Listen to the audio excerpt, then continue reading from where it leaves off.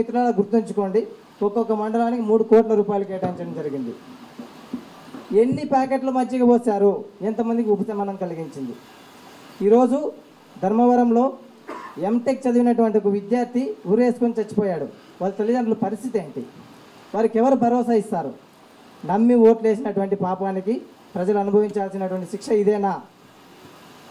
ఇన్ని పార్టీలు ఉన్నాయి, ఏ ఒక్క పార్టీ అయినా ప్రశ్నించే అధికారం మనకి ఇచ్చిందా? ఒక జనసేన పార్టీ ప్రశ్నించే అధికారం ఇచ్చింది. సార్, 4 సంవత్సరాలు అహర్నిశలు కష్టపడి ఎన్నో కళలను నా మనసులో హృదయంలో దాచుకొని ఉంటే ఈరోజు ఒక పార్టీ అధ్యక్షుడి గారితో ఎదురుగా మాట్లాడే అవకాశం, బంగారు అవకాశం నాకు వచ్చింది సార్. నిజంగా గర్వంగా చింతిస్తున్నా. అధికారాలు కానీ అవకాశాలు కానీ నాకు అవసరం లేదు. ఒక సామాన్య సైనికుడిగా పోరాడతాను. మా వెనకాల బలం ఉంది. మనల్ని నమ్ముకొని సార్ ఉన్నారు. సార్ నమ్ముకొని మనందరం ఉన్నాం. మనమే మనందరం ఒకటే.